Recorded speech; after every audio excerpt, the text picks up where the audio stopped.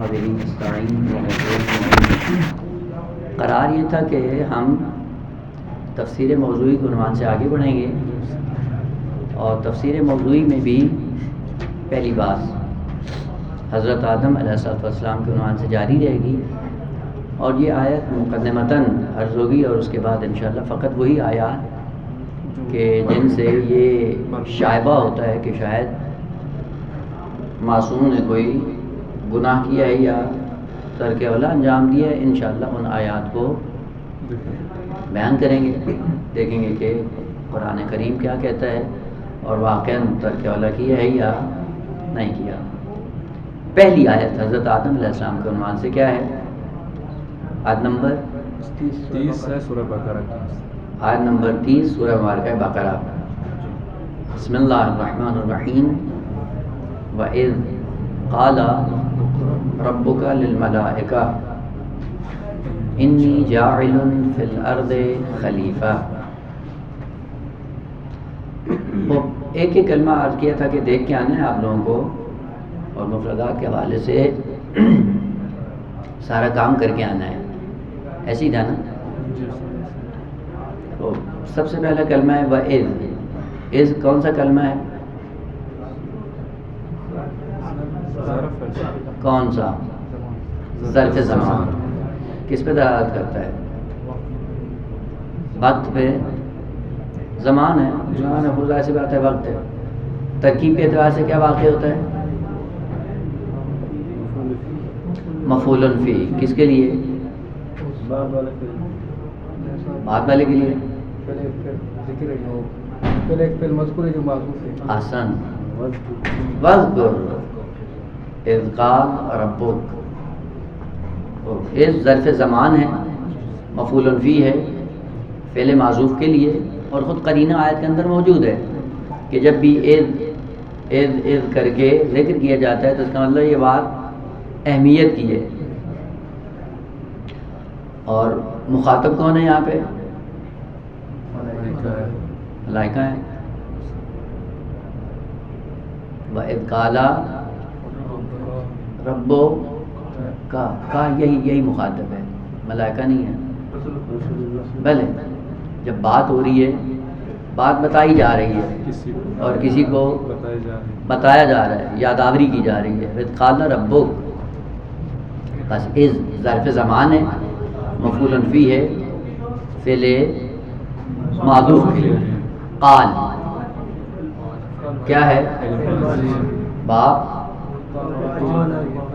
اجوف کا نصرہ ینصرو کے وزن۔ تو معنی کیا ہے تیسرے مرحلے میں؟ معنی دیکھا ہے؟ تمہارے رب نے کہا۔ کلمہ قال کی کا معنی کیا ہے؟ مطلق بولنا، لیکن قریب ترین مواد کا معنی اس کا یہ کہ یہ قول کا معنی کلام ہے یا ہر وہ لفظ جس کو زبان بیان کرے، زبان پر کیا ہے ابشار ہوتا ہے، وہ بس خدا کی زبان ہے یہاں، چاہے وہ کلام کام ہو یا ناقص ہو۔ درست۔ یہ وہ چیزیں ہیں جو ہمیں رٹائی گئی ہیں، یار ہم نے بھیڑ چال کی طرح ان کو دیکھ لیا ہے۔ لفظ قال، قول، مقولہ، عربی میں اس کا معنی ہے ابراز و ما فی الضمیر، ابراز و ما فی الضمیر کو قول کہا جاتا ہے۔ ابراز یعنی ظاہر کرنا، ما فی الضمیر جو چھپی ہوئی چیز ہو اس کا اظہار کرنا۔ لیکن ہمارے لیے رائج کیا ہے طریقہ کہ ہم بول کر اپنا ما فی الضمیر بیان کرتے ہیں۔ وہ ظاہر سی بات ہے جو مادی موجود ہے، مادی موجود کے لیے یہی ہے کہ جب وہ بولے گا تو سامنے والے کو پتہ چل جائے گا کہ کیا چیز اس کے اندر چھپی ہوئی اور کس چیز کا یہ اظہار کرنا چاہ رہا ہے۔ اسی لیے امیر المومنین علیہ الصلوۃ والسلام کیا فرماتے ہیں؟ تکلموا تعرفوا فإن المرء مخبوء تحت لسانه۔ کلام کریں، کلام کرنے سے ہوگا کیا؟ ما فی الضمیر کا جب اظہار کرو گے پتہ چل جائے گا کہ آپ معرفت کی کس باب میں ہیں، کیا ہے آپ کے اندر خزانہ علم کا کون سا چھپا ہوا ہے۔ آیا جب اظہار کریں گے معمولاً، چونکہ انسان کے لیے اظہار مادی ہے، لسانی ہے، اس لیے معنی وہ کیا ہے کہ زبان کے ذریعے کسی نہ، زبان نہیں ہے، اصل معنی قول یا مقولہ وہ چیز جو انسان کے اندر یا کسی موجود کے اندر ایک حقیقت چھپی ہوئی ہو، اس چھپی ہوئی حقیقت کا اظہار کرنا ہے۔ اظہار کرنے کے طریقے الگ الگ ہیں، اسی لیے صاحبان علم ہے نا، ابراز ما فی الضمیر، تو پھر ہر شے کے اعتبار سے ابراز قابل فرض ہوگا۔ وہ ایک اگر مادی ہے تو اس میں قول کیا ہے؟ بولنا ہے، اگر مانوی کوئی چیز ہے تو اس میں پھر بولنا نہیں ہے، کسی حقیقت کو ظاہر کرنا ہے۔ اب ظاہر کرنے کے طریقے مختلف ہوں گے۔ خدا چونکہ مادی نہیں ہے، تو جب مادی نہیں ہے تو اس کا اظہار کیسے ہوگا؟ اسی حقیقت کے متناسب اس کا اظہار ہوگا۔ مثلا فرض کریں یہاں پہ کوئی چیز پڑی ہوئی ہے، اس کے اوپر پردہ پڑا ہوا ہے، اور آپ چاہتے ہیں کہ وہ چیز نمایاں ہو جائے، تو نمایاں ہونے کا طریقہ کیا ہے؟ وہ یہ پردہ ہٹانا کیا ہے؟ قول عربی زبان میں۔ بس ابراز کر رہے ہیں، ما فی الضمیر جو چھپی ہوئی ہے چیز، چھپی ہوئی چیز کے اظہار کرنے کو قول کہا جاتا ہے۔ بس ایک حقیقت تھی بنا میں خلافت، مقام خلافت، اس مقام خلافت کے لیے کینڈیڈیٹ معین کرنا تھا۔ اب جس نے معین کرنا ہے اس کا اظہار کرے گا، اور جس کے سامنے بیان کرنا ہے ان کے لیے اس حقیقت کو واضح کیا جائے۔ اور کون ہے جن کے لیے واضح کیا جا رہا ہے؟ وہ ملائکہ ہیں، اور ملائکہ بھی مجرد مخلوق ہیں، مادی مخلوق نہیں، اس کے اندر بھی جسم نہیں ہے، جسمانیت نہیں ہے، زبان نہیں ہے، آنکھیں نہیں ہیں، لیکن سارا کام ہو رہا ہوتا ہے، جبکہ نہ آنکھ کے محتاج ہیں، نہ کان کے محتاج ہیں، کسی چیز کا محتاج نہیں ہے، در عین حال حقائق سے آشنا ہے۔ کیسے اظہار کر رہا ہے خدا؟ بس اس موطن میں رہتے ہوئے، اس فضا میں رہتے ہوئے جس حقیقت کو برملا کیا جائے گا وہ قول کہلاتا ہے۔ اور اس آنکھ سے دیکھنا ضروری نہیں ہے، ممکن ہے یہ آنکھ ہو اور ممکن ہے آنکھ، در عین حال انسان بینائی والا کام کر رہا ہو۔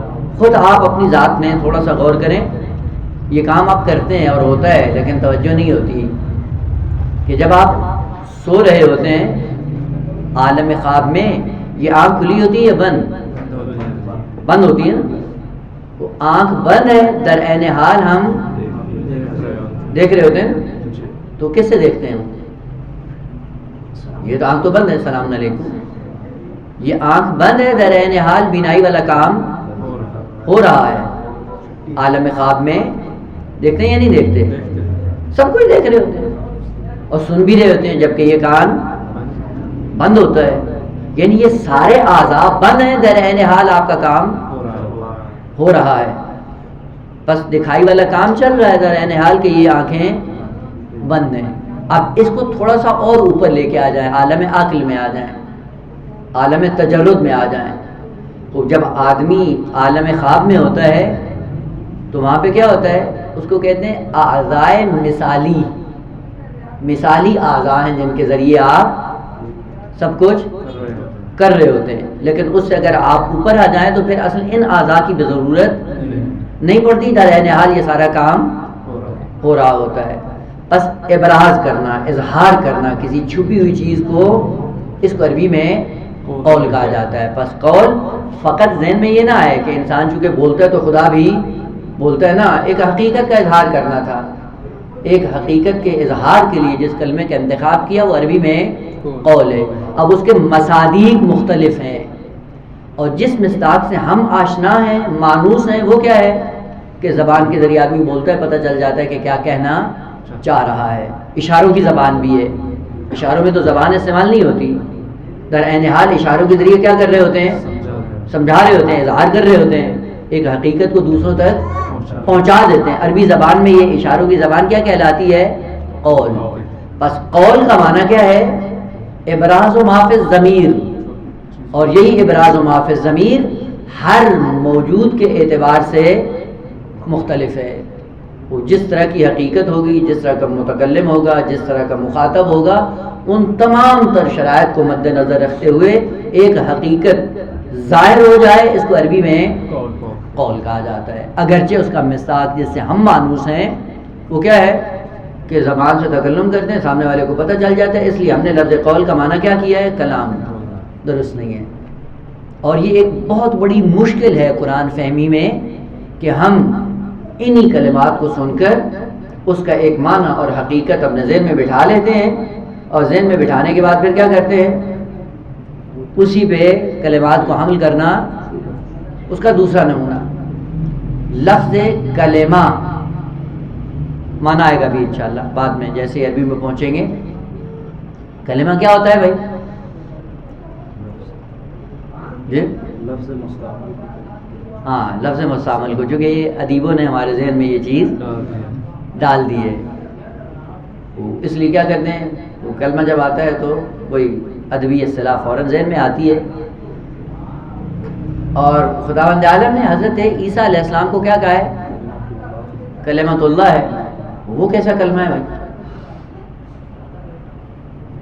ہے یا نہیں ہے؟ کہا ہے نا، کلمۃ القاہا الی مریم. ایک کلمہ ہے جو خدا نے القاء کیا ہے مریم کی طرف. حضرت عیسیٰ بھی کلمہ ہے. زید و عمر و بکر اور کالا اور یہ ساری یہ بھی کیا ہیں؟ وہ معنی معلوم نہیں ہے. کلمہ عربی زبان میں علامت ہوتا ہے، ذل علامت کے لیے. جو چیز بھی کسی کے لیے علامت بن جائے اس علامت کو کلمہ کہا جاتا ہے. اس لیے جب آپ کہتے ہیں قال کلمہ ہے، کیا مراد ہے؟ یعنی یہ علامت ہے کہ یہ فعل ہے. من کلمہ ہے یعنی یہ علامت ہے کہ یہ حرف ہے، یہ حرف کے لیے علامت ہے. قال فعل کے لیے علامت ہے. زید اسم کے لیے علامت ہے. یہ علامات ہیں. بس ہر کلمہ اپنے ذل علامت پر دلالت کرتا ہے. اب وہ کیا ہے؟ اعتباری بھی ہو سکتا ہے، جیسا زید عمر باقی یہ کیا ہے؟ اعتباری. مادی بھی ہو سکتا ہے، جیسے شجر و حجر و یہ ساری کائنات کیا ہے؟ یہ کیا ہیں؟ کلمات اللہ ہیں. درست ہے. کیوں کلمات ہیں؟ کیونکہ ہر ایک پتہ بتاتا ہے کس کا؟ خالق کا. چونکہ یہ خالق کائنات کے لیے علامتیں ہیں اور خالق کائنات کا پتہ بتاتے ہیں، اس لیے ان کو کیا کہا جاتا ہے؟ کلمہ، جس کی جمع کلمات ہیں. بس پوری کائنات کیا ہے؟ کلمت اللہ ہیں. ہر شے کائنات کی کلمت اللہ کہلاتی ہے، چونکہ اپنے وجود میں اپنی بساط کے مطابق کسی ذات کا پتہ بتا رہی ہوتی ہے. بس کلمہ کیا ہوتا ہے؟ جو ذل علامت کو بیان کرے، ذل علامت کی طرف رہنمائی کرے، ذل علامت تک پہنچائے. تو اس اعتبار سے وجود حضرت عیسیٰ علیہ السلام کیا ہے؟ کلمت اللہ ہے. یعنی حضرت عیسیٰ کو دیکھ کر کیا ہوتا ہے؟ اللہ کی معرفت کا پتہ چل جاتا ہے، اللہ کا ایڈریس مل جاتا ہے، اللہ کی نشانی پتہ چل جاتی ہے. اور اسی اعتبار سے امیر المومنین علیہ الصلوۃ والسلام نے جو ارشاد فرمایا کہ اس کائنات کے اندر خالق کائنات کے لیے سب سے بڑا کلمہ میں ہوں. یعنی جس طرح میں خدا کا پتہ بتاتا ہوں اور خدا کے لیے علامت بن جاتا ہوں، اس طرح سے کوئی بڑی چیز کائنات میں نہیں ہے جو خالق کائنات کے لیے کلمہ بنے.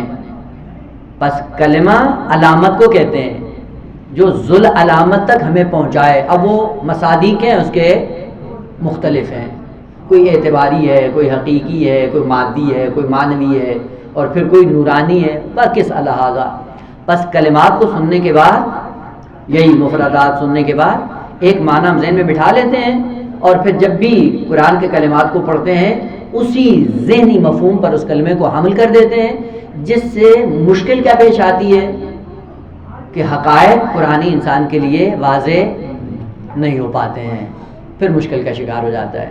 لیکن جب کلمے کو گہرائی سے دیکھتے ہیں اس کے بعد فوراً کیا ہوتا ہے، آدمی اس حقیقت تک پہنچ جاتا ہے کہ جس حقیقت تک وہ کلمہ ہمیں پہنچانا چاہتا ہے. پس قال، قول یا مقولہ معنی کیا ہے؟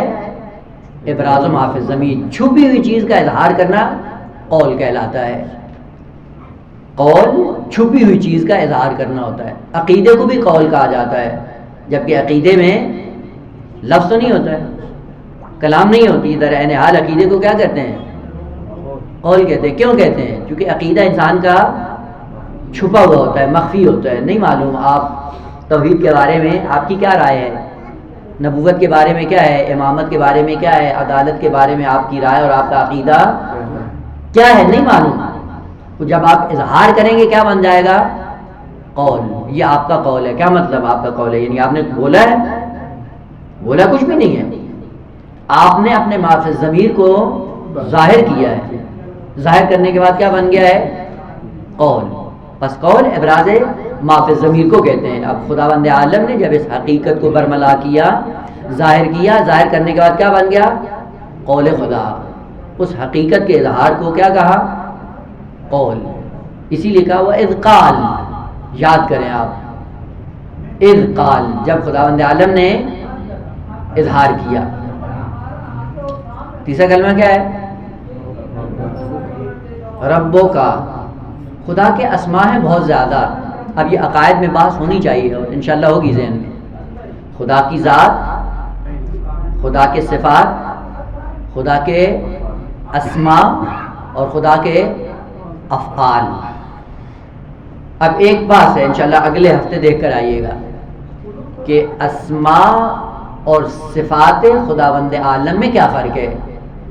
کس کو کہیں گے کہ یہ اسم خدا ہے اور کس کو کہیں گے کہ یہ صفت خدا ہے. بس آپ نے کہا واللہ سمیع علیم، دو صفات ذکر کر دی کہ علیم صفت ہے، عزیز صفت ہے، قدیر صفت ہے. اور کبھی کہتے ہیں کہ نہیں علیم اسم ہے، رازق اسم ہے، شافی اسم ہے. تو اسم اور صفت میں کیا فرق ہے، کیا معیار ہے کہ کس کلمے کو کہیں کہ یہ خدا کی صفت ہے اور کس کلمے کو کہیں کہ یہ خدا کے اسماء میں سے ایک اسم ہے. ہوم ورک یہ لکھ لیں اور پورے ہفتے تک انشاءاللہ اس پہ کام کریں اور اس کے بعد انشاءاللہ پنجشنبے کو لے کر آئیے گا. مطلب کہ اگلے ہفتے یہ دیکھ کر آنا ہے. نتیجہ کیا ہوگا کہ اگر اسم اور صفت میں فرق معلوم ہو گیا تو ایک آپشن آپ کا اور ایک گزینہ آپ کا عقائد کے اعتبار سے حل ہو جائے گا. ضمناً جہاں پہ تنزیہ انبیاء کی بات چل رہی ہے اس بات کے نتیجے میں کئی ایک ایسی آواز ہیں جو ضمناً حل ہو جائیں گی. ربوں کا لفظ رب کیا ہے؟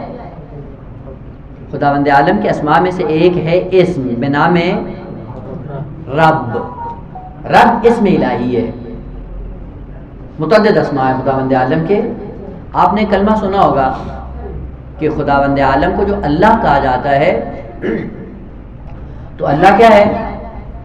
مستجمع جمیع صفات کمال، یعنی جتنے بھی کمالات ہیں وہ سارے کے سارے ایک ذات کے اندر موجود ہیں. درست ہے؟ اب ان کمالات کو ظاہر کرنے کے لیے مختلف کلمات کا سہارا لیا جاتا ہے. درست ہے؟ مثلا دور نہیں آئیں، اپنی ذات میں ملاحظہ کریں اور اس حدیث کا معنی واقعاً نزدیک تر ہو جاتا ہے انسان کے لیے.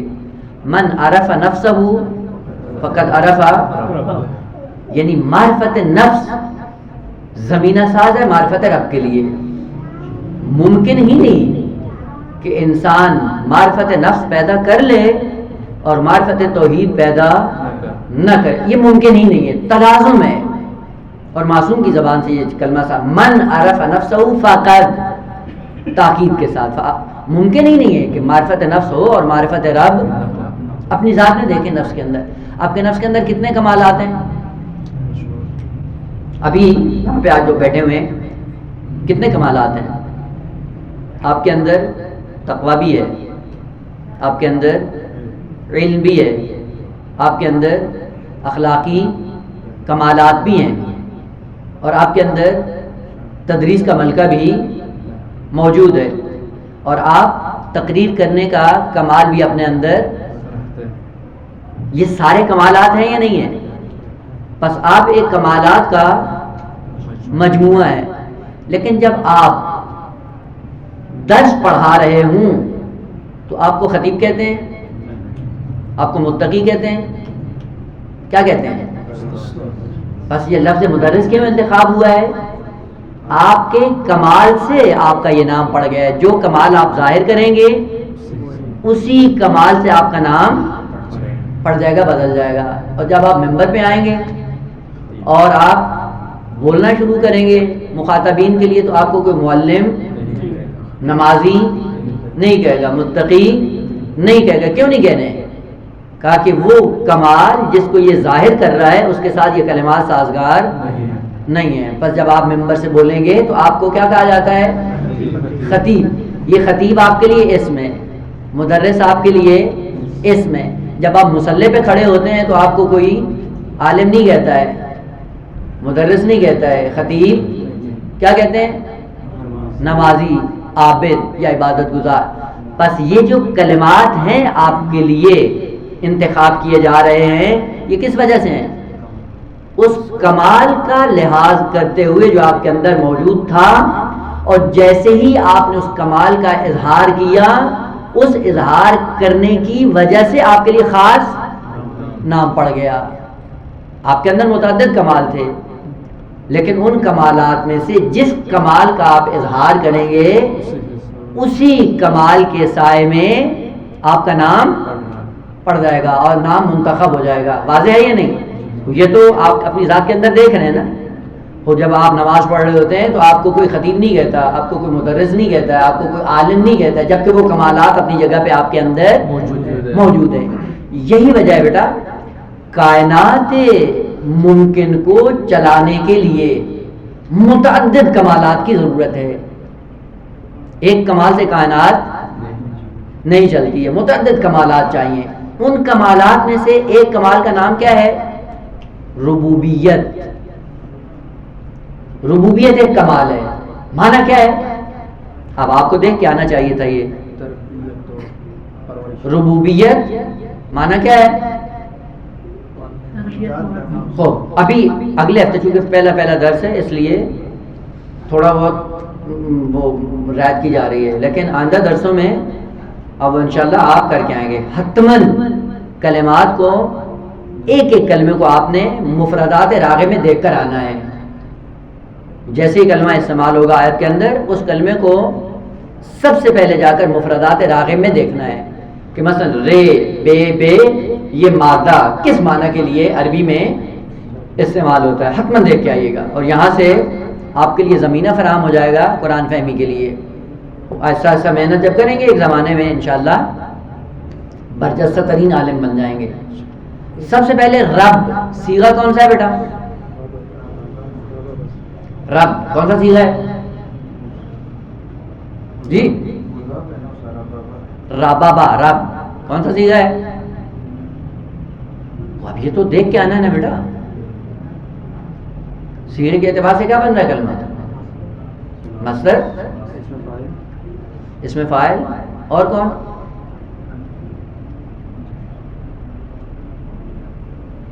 تعجب ہے. خود دیکھ کے آئیے گا، پہلا دن ہے، زیادہ فشار نہیں لاتا ہوں. رب، رب، رباب، فاعل، بارر، حسن. حسن کون سا صیغہ ہے؟ صفت مشبہ ہے. حسن وہاں پہ نہیں کہتا مصدر ہے. وہ حسن ہو چونکہ رٹایا ہوا ہمیں صرف میں یہی تھا کہ حسن ہو تو صفت مشبہ ہے. وہ جو کلمہ اس کے وزن پہ آ جائے وہ بھی وہاں پہ آ کے پھر چونکہ ہمیں تو فقط حسن بتایا گیا تھا، رب تو نہیں بتایا گیا تھا. بر تو ہمیں نہیں بتایا گیا تھا. Burn باررن، ribbon ربابن. ہو رب سب سے پہلے کہ یہ کلمہ کیا ہے؟ مضاعف. رے بے ربابن مضاعف ہے، اس کا معنی الگ ہے. اور ایک کلمہ ہے ربابن تیسرا کلمہ ہے رابایون، رابایون، رابابون، رابابون۔ قرآن نے جہاں پہ بھی یہ کلمہ استعمال کیا ہے رب تشدید کے ساتھ، وہ مضاف کا باب ہے۔ اب وہ بعضوں کو اس کلمے کی ہی حقیقت سے آشنائی نہیں ہوتی، بیچارے کسی جھانسے کا شکار ہو جاتے ہیں۔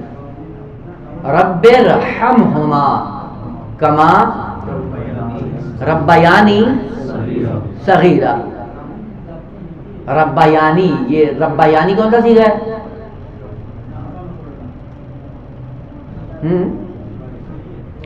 ربیانی کیا ہے؟ ربا ربابا سے باب تفعیل ہے، اور یہ ذہن میں رکھ لیں، باب تفعیل مضاعف سے مجرد جب مزید میں تبدیل ہوتا ہے تو 3 کلمے بن جاتے ہیں۔ مدہ سے کیا ہوگا؟ مدہ دا، درست ہے؟ اور ربا سے ربا با، تو یہ یا کہاں سے آ گیا ہے؟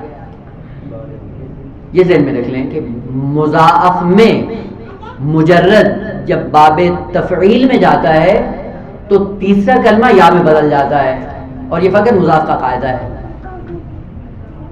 یہ ربیانی اصل میں کیا تھا؟ ربابانی، با تھا، یہ با ہے جو یا میں تبدیل ہوا ہے، اور اسی کلمہ رب سے ہے، ربابا، ربابا، ربابانی، با یا میں تبدیل ہوا ہے۔ دسا یدسو، داسا سا مجرد ہے، دسا سے باب تفعیل کیا بنے گا؟ دسا سا، وہ یہ کلمہ اضافہ ہو جائے گا نا بھائی، لیکن قرآن نے کیا استعمال کیا ہے؟ قد خواب من دساہا، یہ دسا کیا ہے؟ اس کا مادہ دال، سین، سین ہے، یا کہاں سے آ گیا ہے؟ کہ یہی باب تفعیل کا قاعدہ ہے کہ جب مجرد باب تفعیل میں جائے گا تو تیسرا حرف کس میں بدل جائے گا؟ یا میں تبدیل ہو جائے گا، اور یہی تبدیلی انسان کے لیے مشکل ساز بن جاتی ہے۔ اب ایک آتا ہے کیا کہتا ہے؟ رب رحمہما کما ربیانی صغیرہ، کا یہ وہی ربوبیت ہے۔ وہ دوسرا عالم اٹھ کے آتا ہے کہتا ہے ان کو صرف و ناب نہیں آتی ہے کہ یہ ربیانی رابیا سے ہے، رابابا سے نہیں ہے۔ اب اس بیچارے کو یہ معلوم نہیں ہے کہ باب طویل کا قاعدہ یہ ہے کہ تیسرا حرف باب طویل میں جا کر یا میں بدل جاتا ہے، اور اس کی بہترین علامت کیا ہے؟ مفردہ۔ رب اس کا معنی الگ ہے، رابیا کا معنی، رابیا کس کو کہتے ہیں؟ سود کو، ربا، جیسے کلمہ ربا نکلا، یہ ربا کیا ہے؟ سود کے معنی میں۔ اور ربا یعنی اگر رابا یا سے ہو تو معنی کیا ہوگا؟ سود، فائدہ۔ وہ سود اصل نہیں ہے یہاں پہ، والدین نے کیا سود دینا بچے کو؟ تربیت ہے، اور تربیت بھی رابابا سے ہے، رابا یا سے نہیں ہے۔ تربیت رابابا سے ہے، رببا یربب، تربیب، اور اسی تربیب کا دوسرا مصدر کیا ہے؟ تربیت۔ کیوں تربیت یا ہے؟ کہ چونکہ وہ با جو تیسرا با تھا وہ یا میں بدل گیا ہے۔ ربا یربی تربیتن، لیکن حروف اصلی رابا یا نہیں ہے، رابابا ہے، وہ تیسرا با یا میں بدلا ہے، پس تربیت رابا یا سے نہیں ہے، کیونکہ رابا یا کا معنی ہے سود، فائدہ، نفع، جو کہ یہاں پہ سازگار نہیں ہے۔ تو اگر یا کے ساتھ ہو تو اس کا معنی ہے سود، پرافٹ، اور اگر رابابا سے ہو تو اس کا معنی کیا ہے؟ رے، بے، واو، اس کا معنی کیا ہے؟ اس کا معنی ہے بلندی۔ بلندی کو ربوا کہتے ہیں، قرآن نے اس کلمے کو بھی استعمال کیا ہے، ربوت بلندی کو کہتے ہیں۔ البتہ بہت سے کلمات ہیں جو بلندی کے لیے استعمال ہوتے ہیں، وہ لوگ کیا ہے؟ بلندی۔ رفعت وہ بھی، اسم وہ بھی بلندی۔ ایک معنی اس میں کیا ہے؟ سمو سے ہے نا، سمو کا معنی کیا ہے؟ بلندی. ربوا کیا ہے؟ وہ بھی ہو. اردو میں سب بلند ہے. وہ ہر ایک کے اندر پھر کیا خصوصیت ہے؟ انشاءاللہ جیسے ایک ایک کر کے آگے بڑھیں گے اس خاص گہرائی تک آپ کو جانا ہے. پس اگر رے بے وا ہو تو وہ بھی بلندی. مکان مرتفع کو ربوا کہا جاتا ہے. ربوا کیا ہے؟ رب رے بے بے. اس کا معنی کیا ہے؟ اس کا معنی یہ ہے کہ رب کون سی ذات ہے؟ مربوب کون سی ذات ہے؟ رب یعنی لے جانے والا، مربوب جس کو لے جایا جائے گا. کائنات ہے مربوب اور خالق کائنات کیا ہے؟ رب. اور رب ہے کمال. وہ خاص کمال جب خالق کی کائنات سے ظاہر ہوتا ہے اس کمال کی بنیاد پہ خالق کی کائنات کو رب کہتے ہیں. کوئی اور کلمہ اس کے لیے سازگار. اور کائنات کے لیے خداوند عالم کے اسماء میں سے ایک اسم کیا ہے؟ رب. معنی کیا ہے؟ وہ ذات جو ایک ناقص موجود کو کمال تک پہنچائے اس کو کیا کہتے ہیں؟ ربوبیت یا رب. پس نقص سے نکال کر کمال تک لے کر جانا ایک موجود کو، اسی نظام کو عربی میں کیا کہا جاتا ہے؟ نظام ربوبیت. وہ مدرسہ القائم میں کیا ہوتا ہے؟ نظام ربوبیت ہے. نہ استاد کو پتہ ہے نہ شاگردوں کو پتہ ہے، اس لیے کوئی آتی ہی نہیں ہے. نظام ربوبیت. نظام ربوبیت کیا ہے؟ کہ ایک ناقص موجود کو جو بھی اس کے اندر کمیاں ہیں، نقائص ہیں، ان نقائص کو دور کرتے کرتے اس کو کہاں لے کے جانا؟ کمال تک لے کے جانا. کون سا کمال؟ کا جو اس موجود کے ساتھ سازگار ہے. اس نظام تک اگر آپ نے پہنچا جس نے یہ کام کر لیا اس ذات کو کیا کہیں گے؟ رب کہیں گے. وہ بچہ جب دنیا میں آتا ہے تو کمالات سارے اس کے اندر ہوتے ہیں جی؟ بالکل بالفعل کوئی ہوتا ہے کمال. تو پھر والدین کیا کرتے ہیں؟ والدین نے کیا کرنا ہوتا ہے؟ اسی نقص سے نکال کر بچے کو کمال تک لے کے آنا ہوتا ہے. اسی وجہ سے والدین کو کیا کہا جاتا ہے؟ رب. نظام ربوبیت والدین کے ہاتھ میں ہے. یہی نظام ربوبیت کیا ہے؟ رب کے سائے میں چلتا ہے. اور جو یہ نظام چلائے اس ذات کو کیا کہتے ہیں؟ رب. بس خدا کو رب کیوں کہتے ہیں؟ کیونکہ کائنات کو کمال تک لے جانے والا کام جب خالق کی کائنات کرتا ہے اس نظام اور اس کمال کے سائے میں خدا کو رب کہا جاتا ہے. اور نظام ربوبی کے سائے میں کائنات کو خدا کہاں کرتا ہے؟ کمال تک لے کر جاتا ہے. واضح ہے؟ نظام یہاں پہ دو ہو جاتے ہیں. ایک نظام ایسا ہے جو نظام تکوینی ہے اور دوسرا نظام کیا ہے؟ نظام تشریعی. تکوینی نظام کیا ہے؟ کہ جس میں ایک ذات کو کمال تک لے جایا جا رہا ہے لیکن وہ شے جو کمال تک جا رہی ہے اس کا کوئی ارادہ اور اپنا اختیار شامل نہیں ہوتا ہے. جا رہی ہے کمال تک لیکن کوئی اپنا اختیار. گندم کا دانہ آپ نے زمین کے اندر رکھا، اب اس کے بعد کیا ہو رہا ہے؟ یہ کمال تک جا رہا ہے یا نہیں جا رہا ہے؟ وہ جا رہا ہے، کمال تک جا رہا ہے. ایک زمانے میں کیا ہوگا؟ خوشہ ہوگا، پھر پودا ہوگا، پودے کے اوپر پھر کیا لگے گی. یہ سارا نظام کیا ہے؟ نظام تکوینی ربوبی. درست ہے؟ یہ جتنے درخت پروان چڑھ رہے ہیں یہ سارا کیا ہے؟ نظام ربوبی. یہ جتنے پتھر قیمتی بن رہے ہیں یہ کیا ہے؟ خاک ہی تھی نا. خاک سے کیا بن گیا؟ عقیق، فیروزہ، مرجان، ہیرا، لال، جواہر. یہ کیا ہے؟ وہ مٹی ہی تھی. مٹی تھی جو حرکت کر رہی تھی، کمال تک جا رہی تھی نقائص کو دور کر کے. اور ایک زمانے میں کیا بن گیا ہے؟ قیمتی ترین پتھر بن گیا ہے نا. یہ کس سائے میں ہے؟ نظام ربوبیت کے سائے میں. لیکن یہ ربوبیت کیا ہے؟ تکوینی ہے. ملائکہ بھی ناقص مخلوق تھی اور خدا نے ان کو خلق کیا، خلق کرنے کے بعد کیا کیا؟ ان کو کمال تک پہنچایا. یہ کمال کون سا تھا؟ تکوینی. یعنی ملائکہ سے پوچھا نہیں میں کہاں تمہیں رکھوں، جہاں پہ جانا چاہتے تھے وہیں پہ خلق کر کے رکھ دیا. یہ کیا ہے؟ نظام ربوبیت تکوینی. اسی لیے خداوند عالم نے کیا کہا حضرت موسیٰ علیہ السلام نے، اور جب تبلیغ کے لیے گئے اور فرعون سے کہا کہ انسان کے بچے بنو، اور خدا کے سامنے جھکو، تو اس نے پلٹ کر پوچھا تیرا خدا کرتا کیا ہے؟ کیا ہے کمال تیرے خدا کے اندر؟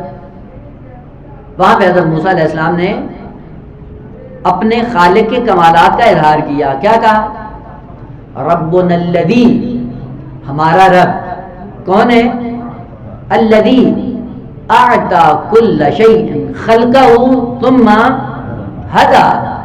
میرا رب وہ ہے جو پہلے کائنات کو خلق کرتا ہے، ثم ہدا، پھر اس کو کمال تک پہنچاتا ہے. اور ہدایت ہوتی یہی ہے کہ نقص سے اٹھ کر آپ کو کمال تک جانا ہے. بس خدا ہوتا ہی وہ ہے، رب ہوتا ہی وہ ہے جو ناقص مخلوق کو نقص سے اٹھا کر کہاں لے جائے؟ کمال تک. تو جو ذات یہ کام کرتی ہے اس ذات کو کیا کہتے ہیں؟ رب کہتے ہیں. کو والدین کو رب کہیں تو کوئی شرک نہیں آتا. اب وہ بیچارہ خطیب پھنسا ہوتا ہے کہ اللہ کو بھی رب کہیں اس کو بھی رب کہیں تو شرک ہو جائے گا. پھر کیا کریں؟ کہنا رب رابا سے ہے اور والدین رابیا سے ہیں، یہ پرافٹ دیتے ہیں نا. پرافٹ سے کوئی باپ نہیں بنتا ہے، ربوبیت سے باپ بنتا ہے اور ربوبیت سے ماں بنتی ہے. اصل ماں اور باپ ہوتے ہی ربوبیت کے مظہر ہیں، اور ربوبیت سے ہٹ کے کوئی اگر ہر چیز میں تھوڑا بہت وہ آ جائے، کمال کا مسئلہ آ جائے تو فوراً شرک کی طرف بڑھ جاتے ہیں.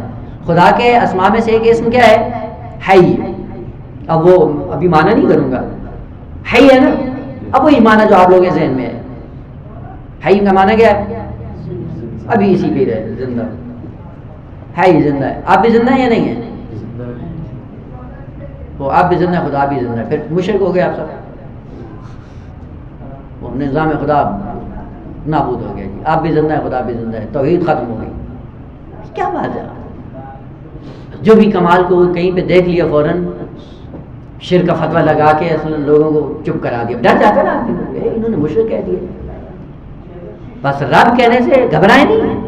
جس کے اندر یہ نظام ہے نقص کمال تک پہنچانا، اس کو آپ اس کلمے سے مخاطب کر سکتے ہیں. مربی کیوں کہتے ہیں آپ؟ مربی وہ نہیں جو شہریت دیتا ہو،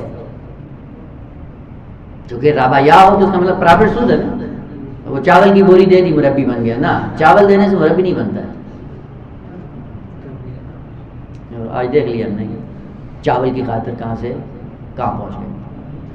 10 ہے آپ کا، 10 میں آ گیا. جس کے لیے آئے تھے وہ چھوڑ کر دال چاول کے پیچھے کتنا گرا دی انسان نے اپنے آپ کو. ذلت کی انتہا ہے ایک طالب علم دینی کے لیے.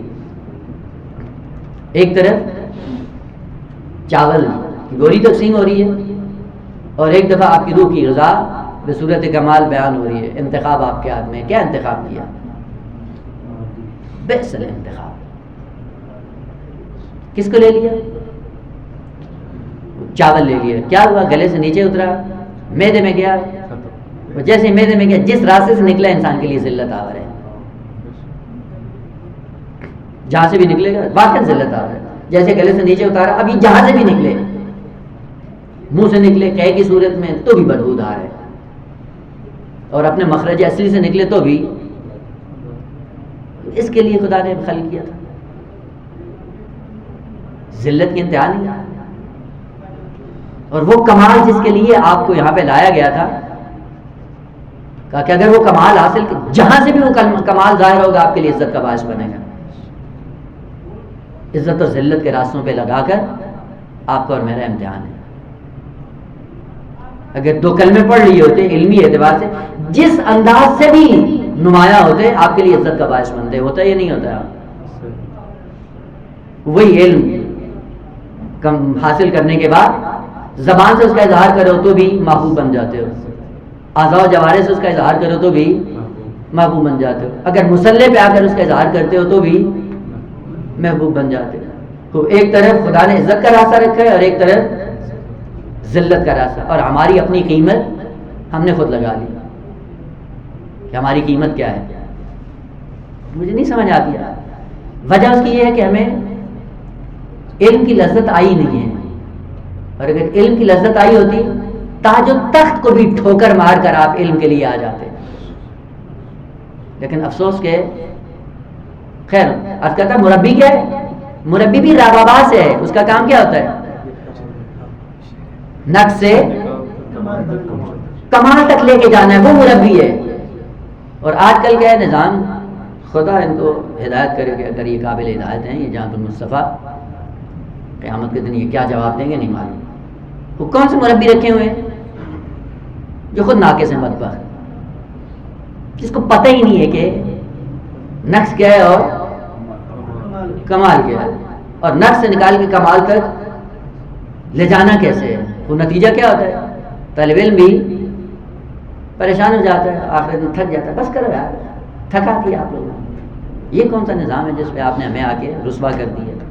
نہ شوق سے کوئی آتا ہے، نہ شوق سے کوئی پڑھتا ہے، کیونکہ نظام ربوبیت کیا ہے، سارا درم برم ہو چکا ہے. چونکہ نظام درم برم ہوا ہے، نتیجہ کیا ہوا ہے؟ وہ اب نہ علم میں لذت آتی ہے، نہ کمال میں لذت، کیونکہ کمال کا پتہ نہیں ہے.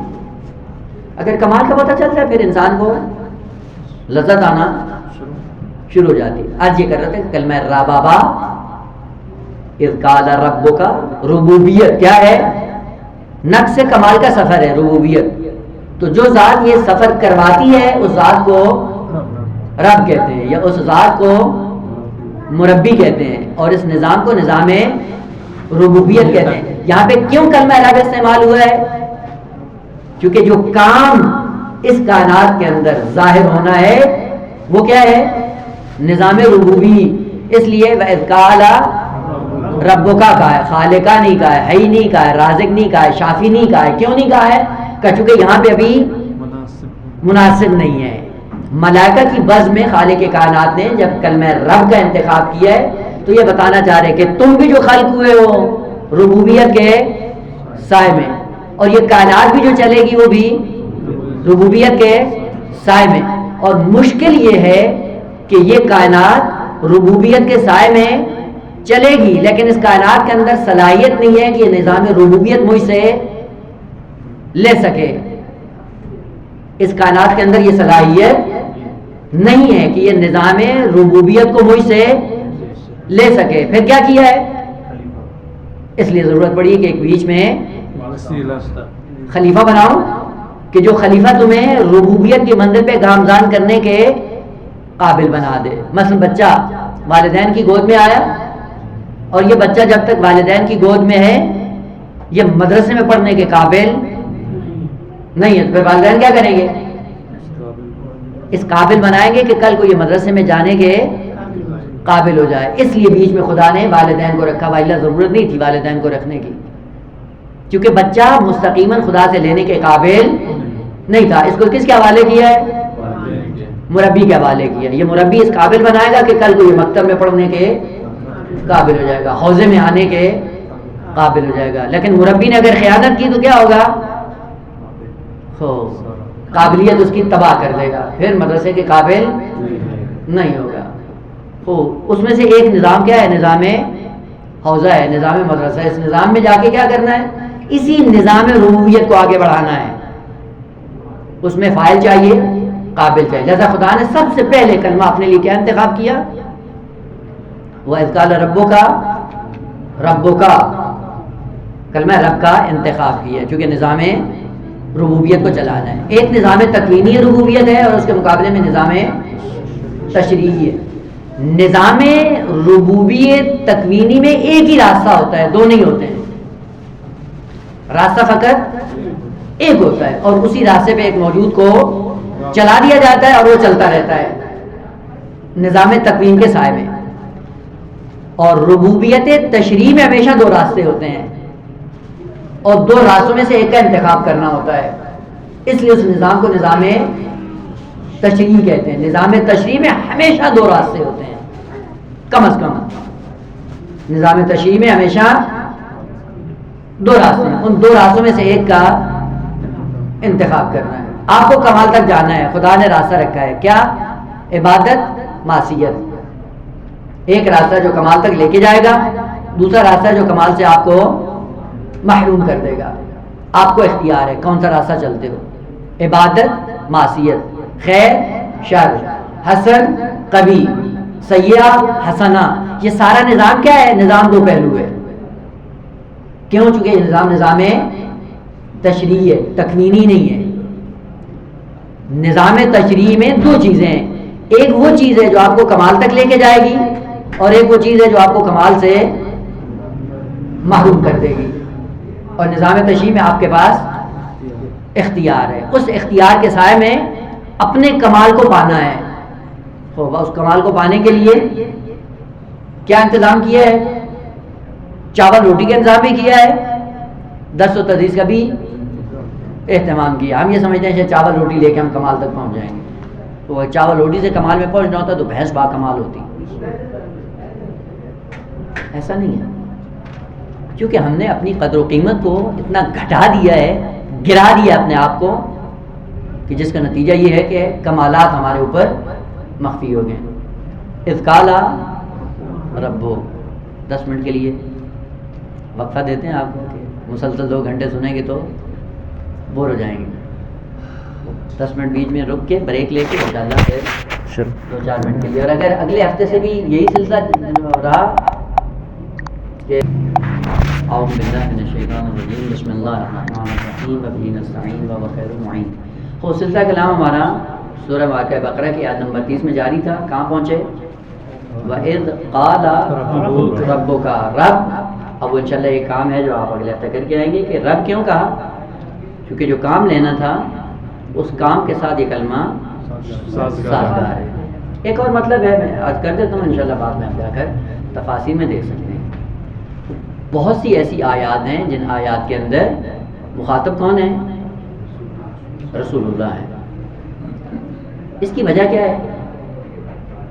آیا جہاں جہاں پہ بھی خدا نے پیغمبر اسلام کو مخاطب کیا ہے تو مخاطب حقیقی فقط پیغمبر کی ذات ہیں، اور پیغمبر کی ذات کے علاوہ کوئی مخاطب نہیں ہے. یہ مسئلہ کیا ہے؟ مسئلہ دو طرح سے ہے. کبھی کبھی واقعاً پیغمبر اسلام ہی مخاطب ہیں اور پیغمبر کے علاوہ کوئی اور مخاطب نہیں ہے. وہ کون سا مورد ہے؟ جہاں پہ پیغمبر اسلام سے ہٹ کر دوسری مخلوقات اس قابل نہیں ہوتی کہ وہ مخاطب خدا بن سکیں، تو وہاں پہ خداوند عالم اپنے محبوب کو مخاطب قرار دیتا ہے، چونکہ مخلوق کے اندر صلاحیت ہی نہیں. قل هو اللہ احد. یہاں پہ مخلوق میں صلاحیت نہیں ہے کہ یہ توحید کی نسبت مخاطب بن سکیں. یہاں پہ کیا ہے پھر؟ بھلے مخاطب حقیقی پیغمبر اسلام کی ذات ہے. دوسرا مورد جہاں پہ خدا بھی مخاطب جب کر رہا ہوتا ہے، رسول بھی مخاطب بننے کی صلاحیت رکھتے ہیں اور دوسرے بھی صلاحیت رکھتے ہیں. وہاں پہ کیوں رسول کو مخاطب بنایا جاتا ہے؟ وہاں پہ اظہار توبیخ کے لیے کہ تم اس قابل نہیں میں تم سے بات کروں. لہذا کیا ہوتا ہے؟ میں اپنے محبوب کو مخاطب، تم اس قابل نہیں ہو، یعنی تمہاری صلاحیت کمال کے اعتبار سے ایسے نہیں ہے کہ میں تمہیں.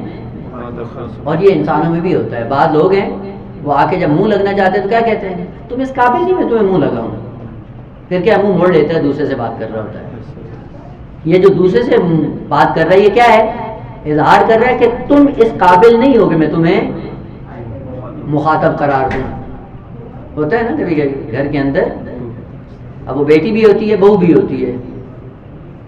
بہو جب کوئی خراب کاری کرتی ہے تو بہو کو سنانا مقصود ہوتا ہے، مخاطب اس کو نہیں بناتی ہے. مخاطب کون ہوتی ہے؟ بیٹی. سنانا کس کو ہوتا ہے؟ ہاں. لیکن بہو اس قابل نہیں ہے کہ ساس اس کو مخاطب کرے یا منہ لگائے، تو وہاں پہ پھر بیٹی کو کہہ کے یہ کہتی یہ کرو یہ کرو یہ کرو. اب وہ تو کر رہی ہوتی ہے، پھر اس کو کیوں کہہ رہی کہ یہ کرو یہ کرو؟ وہ کہا کہ جس کان ہے وہ سن لے کہ میں کس کو کہہ رہی ہوں. یہاں پہ ایک مقولہ عربی کا استعمال ہوتا ہے، ایاک اعنی واسمعی یا جارہ، یہ مقولہ ہے، یہ اردو میں بھی اس کا محاورہ کیا ہے، کہوں بیٹی سے سناؤں بہو کو، یہ ایا کہانی مخاطب آپ ہیں، واسمعی یا جارہ پڑوسی تم سنو، سنانا تمہیں مقصود ہے، اس کو سنانا مقصود نہیں ہے۔ بس دوسرے خطابات ایسے ہوتے ہیں کہ جہاں پہ واقعاً پیغمبر اسلام سے ہٹ کر دوسرے مخاطب بننے کی صلاحیت نہیں رکھتے، وہاں پہ مخاطب فقط پیغمبر کی ذات ہے، اور بس اوقات دوسرے بھی مخاطب بننے کی صلاحیت رکھتے ہیں، لیکن کمال میں اتنے لیول پہ نہیں ہے کہ خدا ان کو مخاطب قرار دے، تو وہاں پہ مخاطب اپنے محبوب کو کرتا ہے، سناتا کائنات کو ہے۔ اور یہ بہت سے ہیں، مثلاً وَلَئِنْ أَشْرَكْتَ لَيَحْبَطَنَّ عَمَلُكَ، وَلَئِنْ أَشْرَكْتَ مخاطب کون ہے؟ پیغمبر ہے نا، وہ پیغمبر نے کام کیا نہیں کیا، تو کیوں کہا؟ کام کسی اور نے کیا ہے اور ذلت آمیز کام کیا ہے، بدترین کام کیا ہے شرک، اور اس کا نتیجہ بتانا تھا کہ اگر شرک کرے ہوئے دیکھا ہوگا لَيَحْبَطَنَّ عَمَلُكَ۔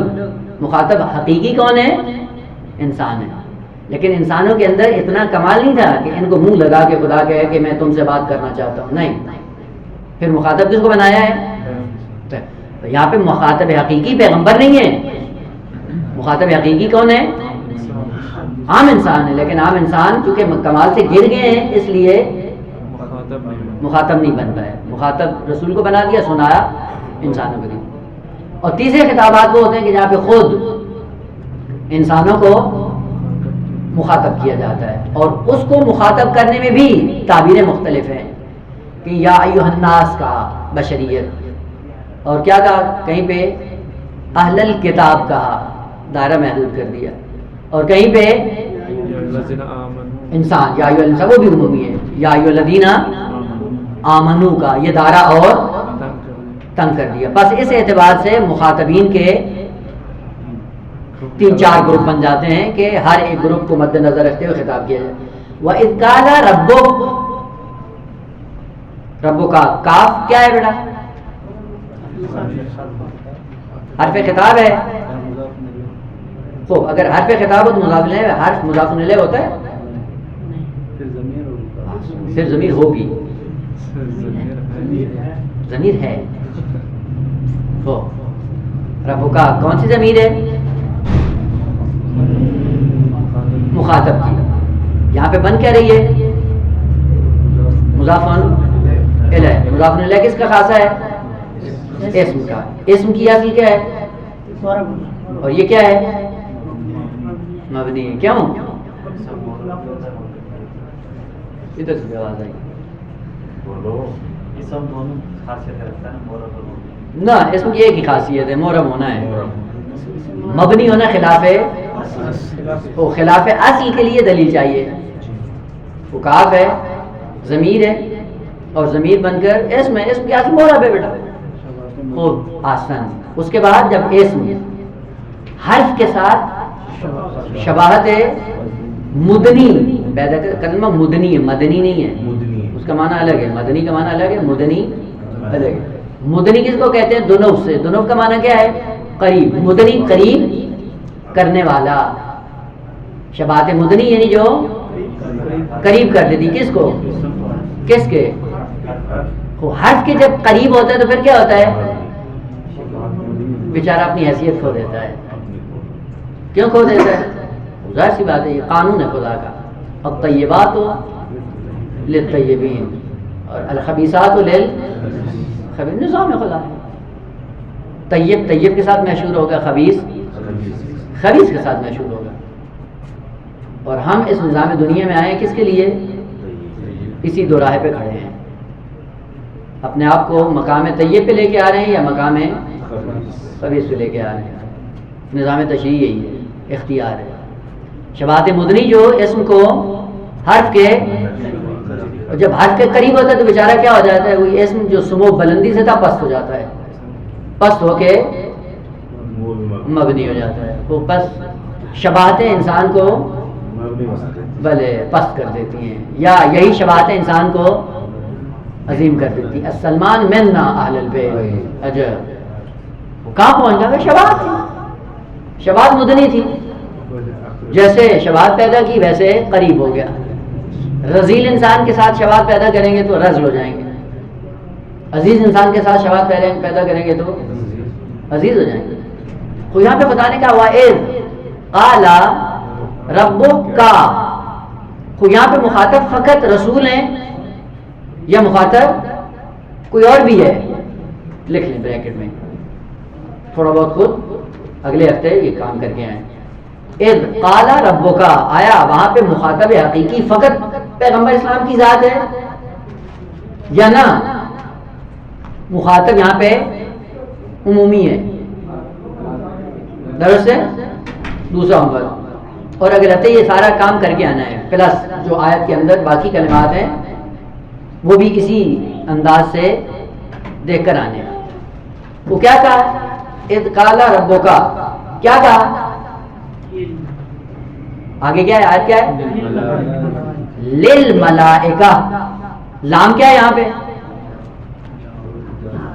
حروف جارہ. حروف جارہ میں سے ہر اس کا ایک خاص معنی ہوتا ہے. یہاں پہ لام کس معنی میں استعمال ہو رہا ہے جی؟ جی تخصیص کے لیے لام تخصیص کے لیے، کیونکہ تخصیص کی دو قسمیں ہیں، ملکی اور اضافی. اچھا درست. معنی بہت سے ہیں. جی لام تخصیص کے لیے ہوتا ہے، لام علت کے لیے ہوتا ہے، لام فائدے کے لیے ہوتا ہے، قسم کے لیے بھی ہے، قسم کے لیے ہے، تعدیہ کے لیے، بہت کچھ ہے. ان متعدد معنی میں سے یہاں پہ کون سا معنی سازگار ہے؟ مطالعہ نہیں کیا.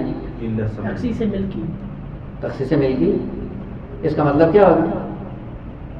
یہ فقط ملائکہ کے ساتھ خاص ہے. صاحب عاقل ہیں. تو جن کیسے آ گیا؟ شیطان کیسے گھس گیا اس میں؟ تو تیسرا عمر ایک ایک کر کے سارے معنی کو دیکھنا ہے کہ لام کے کتنے معنی ہیں. ایک ایک معنی کو یہاں پہ فٹ کر کے ترجمہ کرنا ہے آپ نے. لام اس معنی میں ہو تو اس کا ترجمہ کیا ہوگا، اس معنی میں ہو تو کیا ہوگا، اس معنی میں ہو کیا. آخر میں آپ کو خود پتہ چل جائے گا کہ اس کے چند معنوں میں سے کون سا معنی اس آیت کے ساتھ سازگار ہے. خوب یہ کام کریں گے اس سے نتیجہ کیا ہوگا؟ تو اس کے بعد آپ کے اندر صلاحیت پیدا ہو جائے گی کہ آپ آیات کا ترجمہ آسانی سے کر لیں گے. تو آخری کلمہ بیان کریں، بس تقریباً ہمارا وقت بھی اختتام پہ. ملائکہ تو جو کام دیکھنے والا ہے وہ یہ ہے، مل ملک مل، یہ تین کلمے ہیں جن کا معنی دیکھنے کی ضرورت ہے. مل ملک مل. ملک صفت مشبہ ہے اس میں نہیں جائیں، مالک اس میں فاعل ہے اس میں نہیں جائیں، وہ معنی نہیں دیکھنا ہے کیونکہ مشتقات کا معنی الگ ہے. مادہ جس سے مشتقات جنم لیتے ہیں، ایسے ہی ہوتا ہے نا. ملک سے بھی اس میں فاعل کیا بنے گا؟ مالک. ملک سے بھی اس میں فاعل کیا بنے گا؟ مالک. ملک سے بھی اس میں فاعل کیا بنے گا؟ مشتقات کے اوزان اپنی جگہ پہ باقی ہیں، وہ مادہ ہے جس مادے کو دیکھ کر آپ کو معنی لینا ہے. کچھ چوتھا عمر ملائکہ کیا ہے؟ ملک سے ہے، ملک سے ہے، ملک سے ہے. کس کلمے سے بنا ہے؟ ایک. اور دوسرا یہ کیا ہے؟ جمع ہے. کون سی جمع ہے؟ پہلا سوال، جمع قلت ہے یا کثرت؟ جمع ہو. جمع قلت کے اوزان کیا ہیں؟ مخصوص ہیں. ایسے ہی ہے نا. تو جب مرور کریں گے اس کے بعد پھر دوبارہ سیوتی پڑھنے کی ضرورت نہیں ہے. اس انداز میں جب آپ قرآن کے ساتھ آپ کی بات خورد ہوگی تو پھر سیوتی رٹنے کی ضرورت نہیں ہے. تو پتہ ہے ہمیں کہ ادبیات کیا ہیں. بس پہلا سوال، جمع قلت ہے یا کثرت؟ اور جمع کثرت میں جو جمع استعمال ہوتی پھر اس کی دو قسمیں ہیں، ایک ہے جمع اور دوسری کیا ہے؟ جمع الجمع. خوب یہ جمع ہے یا جمع الجمع ہے؟ دیکھ کے آئیے گا. ہو جب جمع الجمع ہے، تیسرا قاعدہ کہ جمع اگر کلمہ استعمال ہوتا ہے کس معنی پہ دلالت کرتا ہے؟ جمع کا کلمہ کس پہ دلالت کرتا ہے؟ عمومیت پہ. عمومیت کا مطلب کیا ہوتا ہے؟ کثرت. اور جب جمع پہ خود الف لام داخل ہو جائے تو پھر کیا ہوتا ہے؟ پھر کیا ہوتا ہے؟ وہ عمومیت مؤکد ہو جاتی ہے. اس سے پتہ کیا چلا؟ اذ قال ربک للملائکہ، ملک کی جتنی اقسام ہیں ملائکہ کی سب کے سب مخاطب تھے، یعنی کوئی بھی اس میں مستثنا نہیں ہے، چونکہ ملائکہ ہے جمع، اور جمع بھی جمع ہے کثرت، اور جمع کثرت عمومیت پہ دلالت کرتا ہے، اور اس سے ہٹ کر خود الف لام بھی داخل ہے. اس کا نتیجہ کیا ہے؟ عمومیت اس حد تک ہے کہ ایک فرد بھی وہاں پہ مستثنا نہیں ہے. آخری حکم ہے. ملائکہ کے اندر تا کون سا ہے؟ اب یہاں سے کیا پتہ چلے گا کہ تا کی بہت سی اقسام ہیں. ملائکہ کے اندر تا کون سا ہے اور خلیفے کے اندر تا کون سا ہے؟ کل انشاءاللہ اگلے جلسے میں دیکھ کے آئیے گا.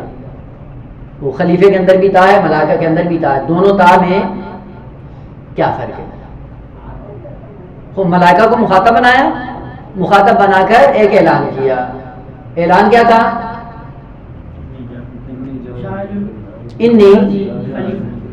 انی جاعل فی الارض خلیفہ. اب وہ ایک کلمہ کر کے بیان کریں گے.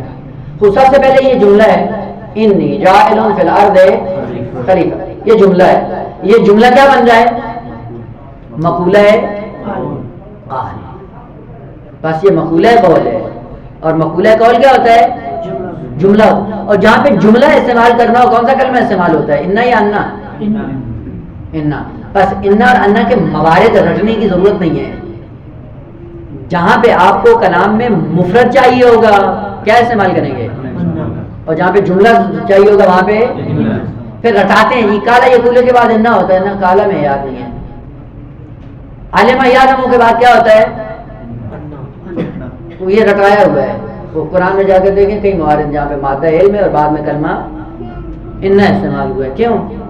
معیار بتاؤ چاروں کو. معیار پتہ چل جائے تو پھر موارد رٹنے کی ضرورت نہیں ہے. واپس آ جائیں. اذ قال ربک للملائکہ. ابھی ملائکہ رہتا ہے کلمہ ہے، اور اس کے بعد پھر دوسرے کلمات، اور یہ سارے کلمات جب یہ سارے تمام ہو جائیں گے تو ایک نظام سامنے آ جائے گا کہ خدا نے آدمیت کو خلق کیا. آج کیا تھا آدمیت کا معنی اب ہے نا ذہن میں انشاءاللہ. عدیم الارض، پوری کائنات کا خلاصہ اور نچوڑ بنا کر آدم بنا دیا. اسی وجہ سے آدم کو کیا کہتے ہیں؟ صفی اللہ. کیوں کہتے ہیں صفی اللہ؟ خلقت کے ساتھ سازگار ہے. صفی کس کو کہتے ہیں؟ صفت. صفی مصفہ کس کو کہتے ہیں؟ چائے بناتے ہیں، پیتے ہیں آپ توجہ نہیں کرتے. چائے بنانے کے بعد کیا کرتے ہیں؟ کپ میں رکھ کے ہاں اس پونی کو صفی کہتے ہیں. وہ پونی جو رکھ کے گلاس پہ چائے ڈالتے ہیں تو کرتی کیا ہے؟ ہاں پتی کو الگ کر دیتی ہے، ہو گئے الگ سا، خالص چائے نیچے آ جاتی ہے. اس کو کہتے ہیں صافی، صفت، صفی. وہ کیوں حضرت آدم صفی ہیں؟ کہ یہ کائنات کا نچوڑ ہے. پوری کائنات اپنے کمالات کے سائے میں جہاں پہ آ کر اکٹھی ہوگی وہ مقام کیا ہے؟ مقام آدمیت. اس لیے خدا نے پہلا جو خلیفہ بنا اس کا نام بھی کیا رکھا؟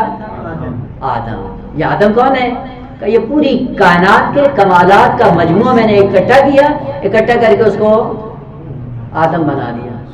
چونکہ پورے کمالات کا مجموعہ تھا یہ، اس لیے یہ کیا بن گیا؟ میرا خلیفہ بن گیا ہے. وہ بس خلیفے کے لیے زیادہ زور لگانے کی ضرورت. وہ کیوں ملائکہ نہیں بنے؟ کہ تمہارے اندر ایک کمال تھا بقیہ نہیں تھے، اس لیے تم خلیفہ بننے کے قابل. لہذا زیادہ تقوی کی باتیں بھی نہیں کرو. وہ جو کامل خلیفہ ہے اس کے اندر یہ صلاحیت ہے. آپ بھی یہ کام کرتے ہیں. بعض برتن ہوتے ہیں ناقص، بعض ہوتے ہیں کامل. وہ جب ناقص برتن پھینک دیتے ہیں، ٹوٹا وہ کب ہو تو آپ اس میں چائے نہیں ڈالتے ہیں، کیوں؟ اس میں صلاحیت نہیں ہے. ہاں ہونا چاہیے اس چائے کے ساتھ سازگار کب وہ ہونا چاہیے. وہ ملائکہ خلافت کے ساتھ سازگار آئے گا انشاءاللہ. وہاں پہ عرض کروں گا جب ملائکہ کا کلمہ بیان ہوگا وہاں پہ عرض کر دوں گا. ملائکہ نہیں تھے، تمام کمالات کا مجموعہ نہیں تھے، اس لیے خلیفہ بننے کی صلاحیت کیوں؟ آدم خلیفہ بنا کا خود آدمیت بتاتی ہے کہ یہ خلیفہ بننے کے قابل ہے. کیوں؟ چونکہ پوری کائنات کے کمالات کو نچوڑ کر کے خالص کر کے ایک جگہ رکھا تو وہ آدم بن گئے. وہ آدمیت ہی مجوز ہے خلافت کا، اور جو آدم ہے وہ خلیفہ بننے کی، جس میں آدمیت کی بو ہے وہی خلیفہ بننے کے قابل ہے. آدمیت بن اپنائیں، آدم بننے کی کوشش کریں. وَإِذْ قَالَ رَبُّكَ لِلْمَلَائِكَةِ. خوب یہ للملائکہ جب واضح ہو جائے گا، لام کا معنی پتہ چل جائے گا، ملائکہ کلمہ واضح ہو جائے گا، تا کا پتہ چل جائے گا، اور اس کے بعد حقیقت ملک جب ہمارے سامنے آئے گی اس کے بعد کیا ہوگا؟ وہ یہ آیت تھوڑی بہت ہمارے سمجھ میں آ جائے گی اور ایسا ایسا مقصد کے قریب ہو جائیں گے. ابھی باقی کلمات رہتے ہیں انشاءاللہ، اگلے درس کے لیے آمادہ رہیں. اس آمادگی کے ساتھ آئیں اور اس آمادگی کے بعد انشاءاللہ قرآن کی لذت سے آہستہ آہستہ مانوس ہو جائیں گے. اور جس دن انس پیدا ہو جائے گا اس کے بعد پھر پھر کوئی شامل ہی ہمیں آئے جہاں دونوں نہیں بلائے گی. بلائے گی تو نہیں جائے گی. بلائے گی بھی صحیح تو بھی 10 منٹ